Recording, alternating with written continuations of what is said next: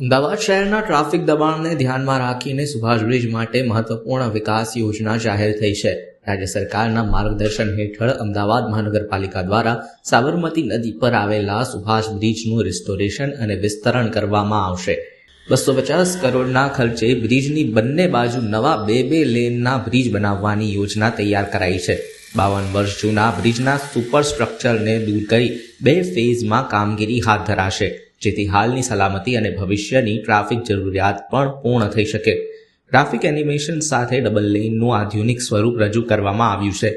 Mayor Pratibhaben જૈનના જણાવ્યા મુજબ આ ડબલ બ્રિજ યોજના લાંબા ગાળે શહેરના ટ્રાફિક પ્રવાહને સરળ બનાવશે અને અમદાવાદના ઇન્ફ્રાસ્ટ્રક્ચરને નવી ગતિ આપશે.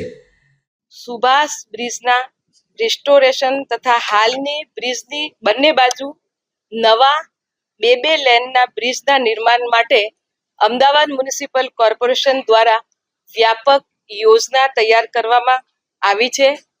આ યોજના અંતર્ગત વર્તમાન બ્રિજની સલામતી, ભવિષ્યની ટ્રાફિક માંગ અને લાંબા ગાળાની ઉપયોગિતા ધ્યાનમાં રાખીને 2 ફેઝમાં કામગીરી હાથ ધરવામાં આવશે.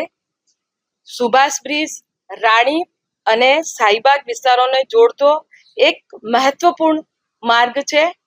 વર્ષ 1973માં નિર્મિત આ બ્રિજ છેલ્લા 52 વર્ષથી કોઈ મોટી તકલીફ વિના કાર્યરત રહ્યો હતો, જે કે તારીખ 4 ડિસેમ્બર 2025ના રોજ બ્રિજના ડેકમાં તિરાડ તથા સુપર સ્ટ્રક્ચરમાં સેટલમેન્ટ જોવા મળતા સલામતીના હિતમાં બ્રિજને ટ્રાફિક માટે બંધ કરવાનો નિર્ણય લેવામાં આવ્યો હતો.